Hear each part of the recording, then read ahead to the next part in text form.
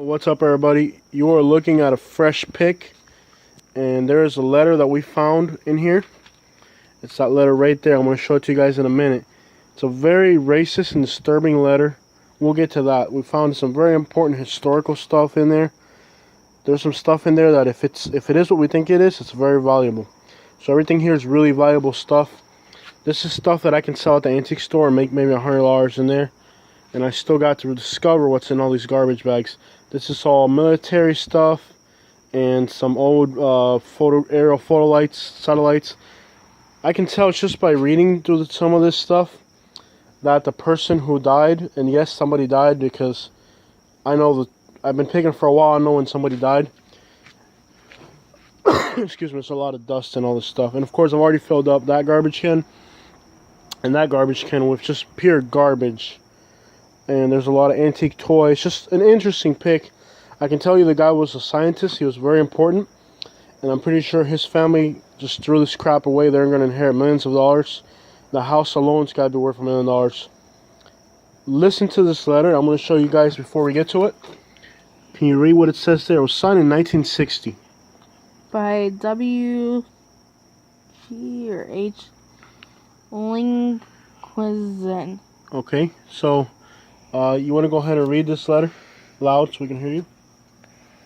A prediction of the world situation on or before the year 2000. 1. So that 17 years ago. Mm-hmm. Keep reading. The next world war will be between the white and the non-white races. 2. Leading up to that will be a definite and permanent split between Russia and Red China. 3. Atomic weapons will be in the hands of China, India, and the Middle East nations. Their vast populations will be joined by the Negro nations of Africa and Negroes elsewhere to demand the wealth of all white nations. So black people are going to get together and demand white people to give us their wealth. Obviously, this person died. Now, I'm not saying the person who died was racist, because we can't assume that. But there's enough racist stuff in here to where you could say, yes, this person might have had some racist sentiments. But obviously, the wealth of this person who died is being passed to another white person. Probably children and grandchildren. So keep reading. 4. Russia, a white nation, will join other white nations in defense against the hordes mentioned in paragraph 3. What's a horde? Not sure. Keep reading. Probably some derogatory term. Okay, got it. 5. Specifically in the USA, the present 25 million Negroes will increase to about 50 million, with increased percent in national capital. Wrong. In the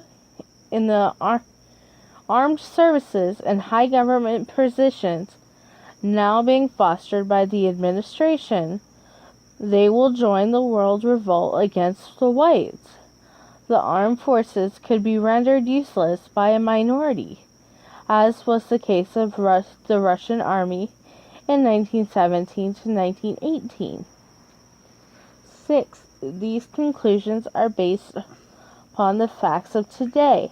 A. The birth rates of non-whites will increase while they decrease for whites. Okay, basically, back then people had 8 generations. Now they have, 2 kids or 1 who inherit millions of dollars. Like, the next generation of white kids is inheriting from people who had 8 brothers and sisters. So the wealth of the white will be concentrated, while the nothing that the black people have and the other people have will be divided. So obviously that is correct. B. Not because of the prediction, just simply because that's the way shit works. B. The pattern of hate against and exclusion of whites is being established now in Africa on a major scale, to a lesser degree in the USA, by the black Muslims whose power is growing. Other than Kevin Gates, I don't know any black Muslims. And all he does is rap. And I think he's in jail, right? I don't know. Keep reading. C.